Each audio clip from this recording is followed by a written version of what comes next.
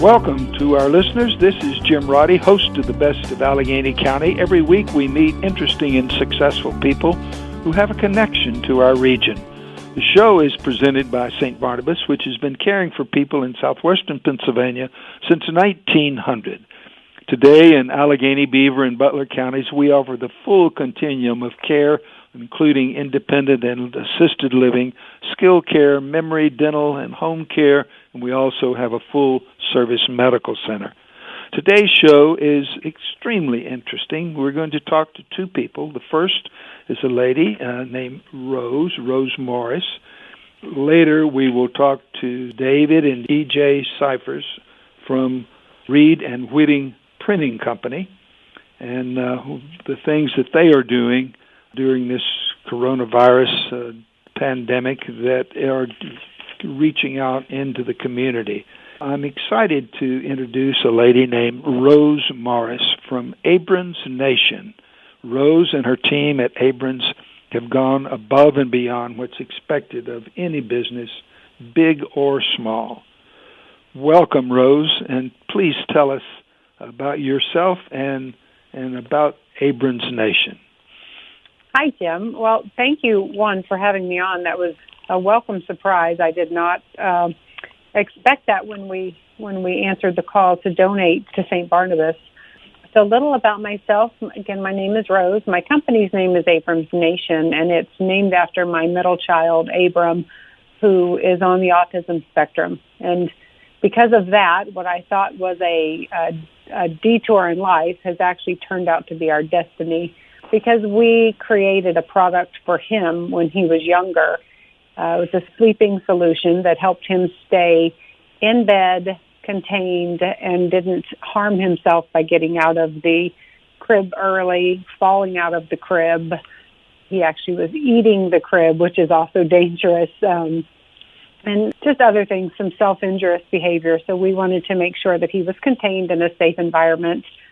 After we created that, we put that out on the market for other families who might possibly have a need, and I was blown away that there was definitely a need, and it opened me up to a whole other special needs community that I was unaware of. So you actually created a business from your work to protect your child, and it turned out to be a successful business. And tell us about some of your clients. I know you can't give names or anything, but just about some of the experiences you've had with Abrams Nation. Right. So I, in a former life, was a teacher, and I thought I knew a little bit about special needs. But then when I had Abram, I learned a whole bunch about autism because that was our world.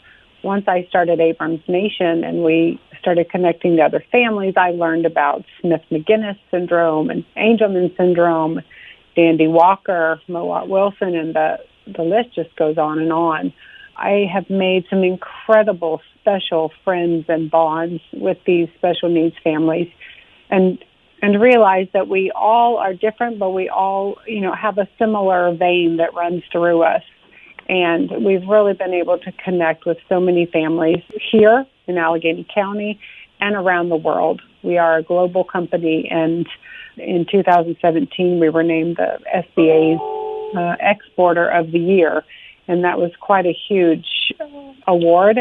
And for such a small company, that was a huge award. And we have connected with families, and I think we have beds in 17 different countries. That must have been very satisfying to be recognized for doing work that you were doing really to help others. Right, absolutely. Well, now tell us a little more about your background. Were you a Pittsburgh lady of always, or do you come from someplace else? No, I am a transplant to Allegheny County. I originally, my dad is military, and we moved around quite a bit when I was younger. I spent a lot of time in the Southwest and in southern Indiana, the state, as well as overseas with my dad. And I lived in Dallas. I was a teacher in a suburb north of Dallas when I met my husband, who is born and raised here in Allegheny County. And now, what suburb in Dallas, and what did you teach? Right. So I taught at Farmers Branch, which is a Carrollton Farmers Branch independent school district, and I was a 6th grade science teacher. Well, my daughter is a elementary school teacher in McKinney, Texas. Oh, yeah. Not very far from where you taught. Not too far at all. I'm very familiar with that part of the country. My wife is from Dallas, and we came to Pittsburgh 42 years ago, and found that we lived all over the country. And I traveled. My father was in the military, and I traveled. I went to 10 schools, and we found Pittsburgh and found a place where we wanted to stay. Well, what branch of the military was your dad in? He was in the Navy. All right. And My dad was Air Force. And I ended up being in the Marine Corps and traveling a great deal also.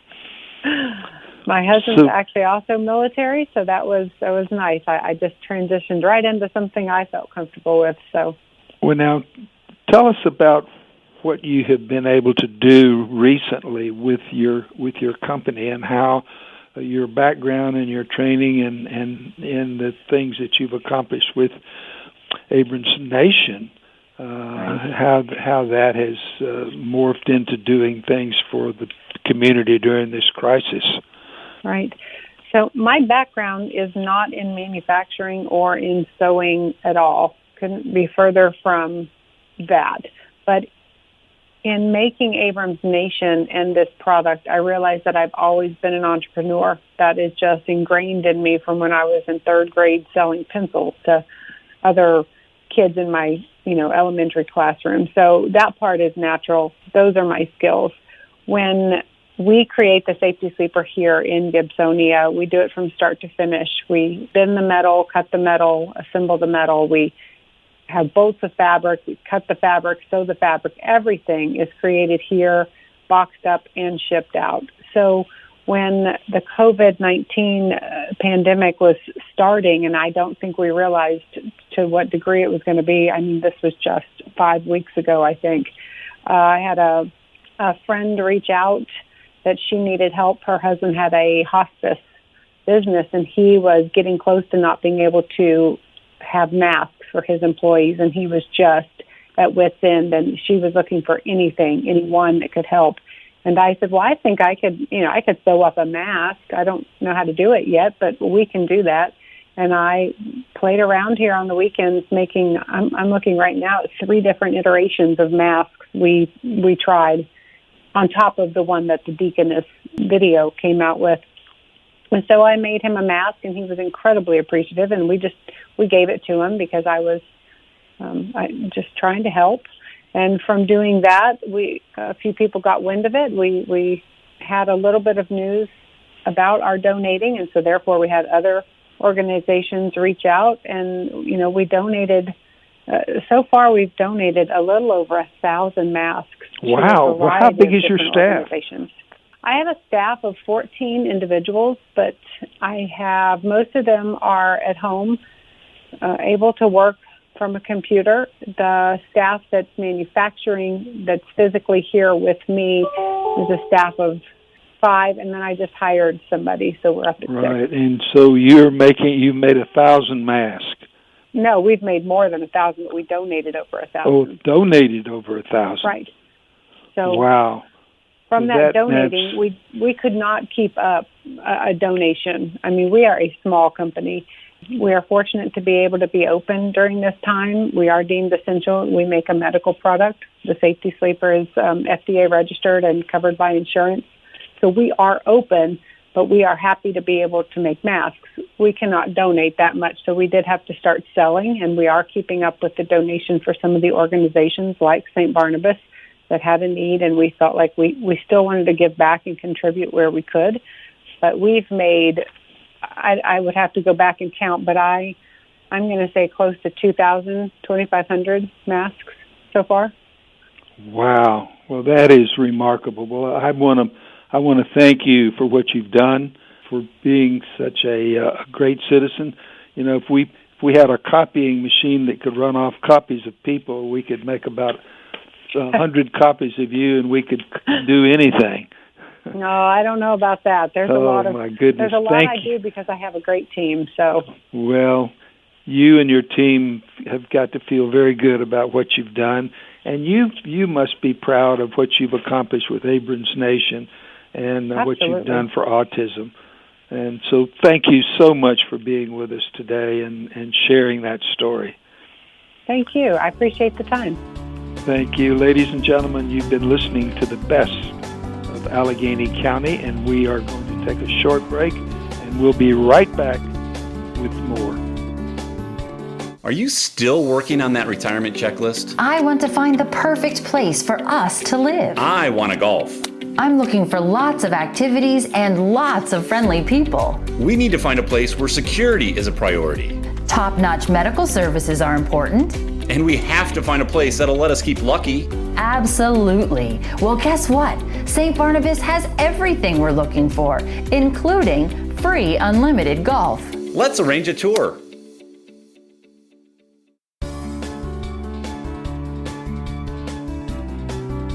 Welcome to the best of Allegheny County. We are following the path of introducing you to businesses that are innovative and have stepped up during these difficult times. This, of course, is Jim Roddey, and I'm your host for the best of Allegheny County, and we are going to talk to two people, maybe more. We're talking to people that have really done some remarkable things. They are both with Reed and Witting Printing Company. And our first guest is E.J. Cyphers. E.J., welcome to the show. Hey, how you doing, Mr. Roddey? Good to have you with us. I'd like to hear a little about your company and when you were founded when? We were founded in 1904. 1904. My gosh, you're going to be celebrating you already are 100 years. You're 116 years now.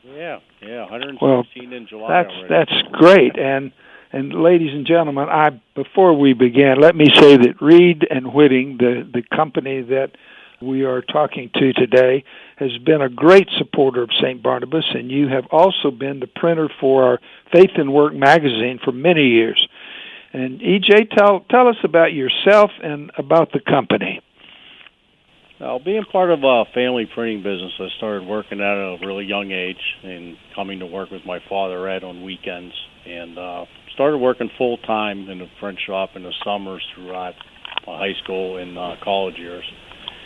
And after working in a plant for many years, I started learning the estimating and sales side of the business, which really led me to becoming the fourth-generation owner in July of 2011. Reed & Witting is a high-end commercial printing company. We're printers by trade, but I feel we're more of a creative solutions company, that we're really well known to be able to work with our customers in a lot of different areas in the print space. And we diversify ourselves by investing in large format digital. And we're one of the few commercial printing companies in the area to have a conventional offset, a small digital, and a robust capabilities in a large format end of the business. And this vision has helped us become an all-in-one print provider. So many clients would need to source various different needs to different companies. We here at Reed & Witting can do it all under one roof with exceptional quality control. Now, you're the president of the company, is that right? Yes, sir. Well, I know you've been in business a long time. I know you do good work because you've done some work for us, but this has got to be a very difficult time for printing businesses. How have you managed to cope with this coronavirus problem? Yeah, I'm going to have Dave talk to you about that, sir. Sure, Dave. Dave, ladies and gentlemen, is Senior Account Executive at Reed & Witting, and you've been here for the full 104 years, I understand. Not quite, only 45. Only 45, yeah. Okay. I've been working at the plant since my high school days in the 60s. My father would do the same thing that E.J. said. My father would take me to the plant on weekends and hand me a mop and a broom. I became familiar with the machines and was always interested in the mechanics and their function of the machines. After high school, I joined the Navy and served for 4 years. After my release from the service, I attended Duquesne University and worked at the plant, which was then located at 925 Liberty Avenue, which was just a short walk from school. I worked part-time doing bindery work and running printing machines. During this time, well, now what did you do in the Navy? I was a radarman. A radar man? Radar man, yeah. We basically, I worked with fire control radars and shore bomb operations in Vietnam. Wow. Well, my father was in the Navy, and he was a communications officer for an Avenger squadron in the Second World War on board a carrier, and he went to radar school. That was something new when he was in the Navy, and learned all about radar. Well, so we have that in common. Yes, well, now, we do.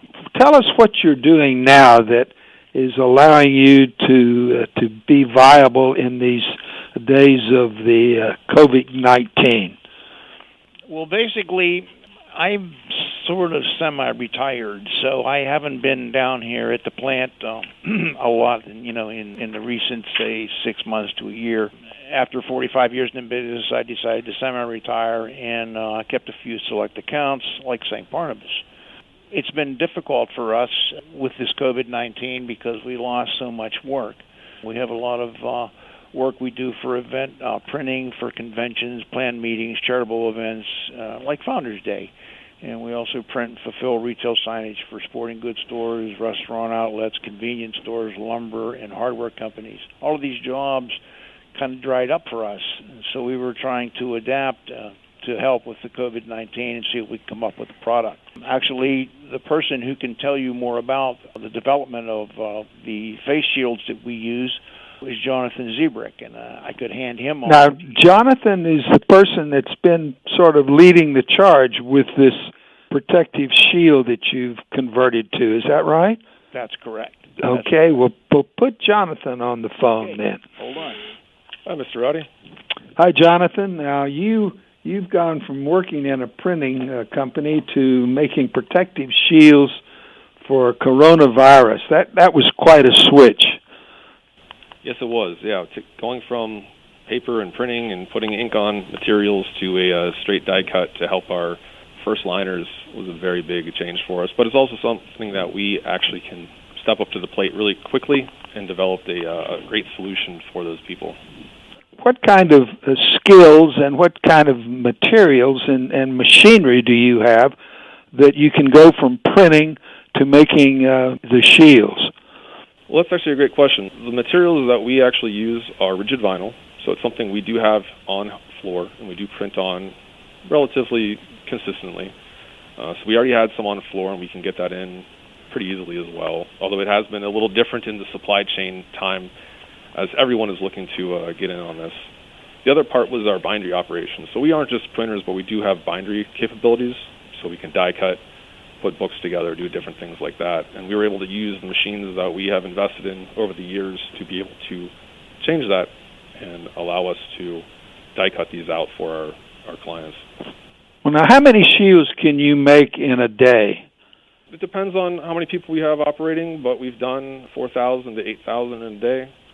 So far, at this point, we actually today just completed our 50,000 piece run. So, who are using these? How do you distribute them, and who uses them? Well, we actually partnered up with University of Pittsburgh to help to do the design, and also Day Owl, which is a local backpack manufacturer who's actually assembling these. So, working with them, we're working with Allegheny Health Network, Global Links, and some other health systems in Texas and Florida. So AHN is buying them and using them in their medical facilities. I do believe so. I don't know the exact location of that, but with the use, remember too, you don't always have medical, but there is other locations that they're using these in. Anytime you're coming in contact with another person that might have a sneeze capability or something that you have to. How much does one shield cost? What price do you sell your shields for? Well, we work with a partnership, so I believe they're in the $4 to $5 range. Right. And that does keep our costs relatively low because we have seen other people up in the $16. So being that our design is a one-piece design, we looked at the economy of scale so that the AHN and different companies can actually afford these and get them in the hands of the people that actually need them. So you've brought in quite a bit of money to the company. If you've made 50,000 of those, and so that certainly has been a help in a time when a lot of businesses are struggling to stay alive. Absolutely, and also keeping our staff moving and grooving. It's not just... So you've been able to keep your whole staff employed during this crisis? A good chunk of our staff, yes. Wow, that is really good. Well, Jonathan, you got to be proud of the role you've played in this, both for helping the community and for helping your company. Absolutely, and it's also not just my part, but it's all the whole team that we have here. I'm just one cog in the works. We have a great production staff, a great team that's on the floor, great engineers that are actually coming up with the design and helping develop this. So I would say it's a team effort from Reed and Witting. Well, it's pretty remarkable. And let me talk to EJ. EJ, you've got to be very proud to be president of a company that has pivoted from being in the printing business and doing that for most of your adult life in a company that's 104 years old, and now in a very short period of time you've gone to manufacturing a medical protective device, the shield, that is widely sought and people that are really glad and happy to get those, aren't they?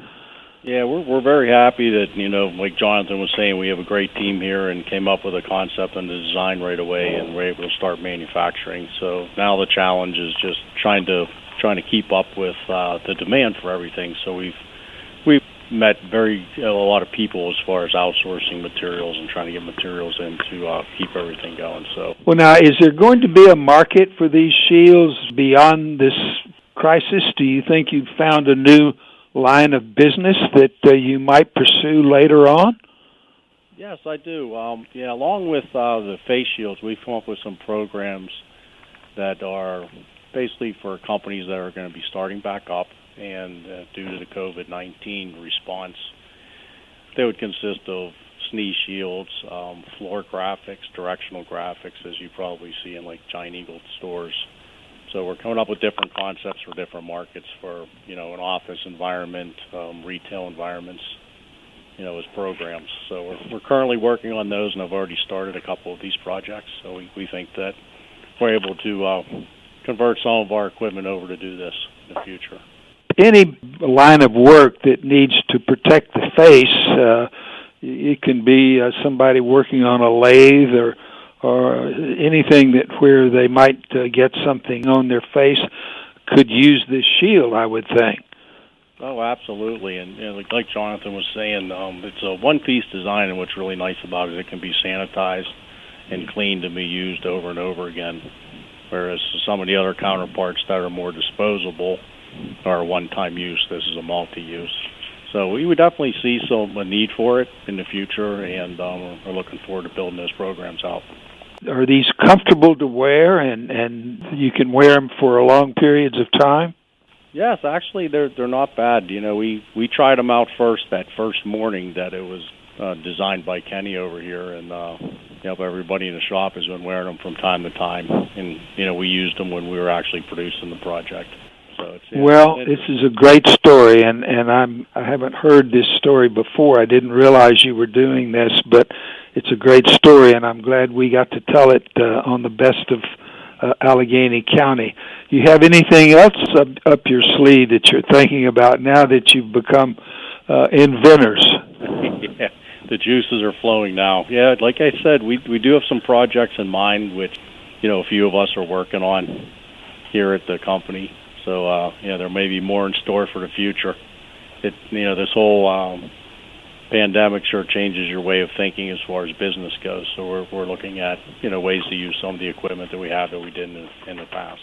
Well, I want to congratulate you on what you've done, and thank you on behalf of the community. I work with Allegheny Health Network, and I know they've got to be thrilled to have somebody locally that can do this, and fulfill a need, and you've kept all of your people working, and it's a great story. It's a win-win situation for the community, for your new customers, and for your old customers to know that you're still there and got everybody on board, and it's a company that can be around for another 104 years. I sure hope so. Thank you very much, Mr. Roddey. I really appreciate you having us on the show. And, well, I want to get. I'll purchase the one of the shields. I'd like to have one and show it to people and tell them about what you've done. But, ladies and gentlemen, thank you for listening today, and thank you for EJ and Dave Cyphers, and for Jonathan and the work of Reed and Witting to be so community-minded and keep their personnel working and help the coronavirus crisis. It's truly the best of Allegheny County. Thank you for being with us today. Please join us every week for the best of Allegheny County, brought to you by St. Barnabas. This is your host, Jim Roddey. Stay safe and be well.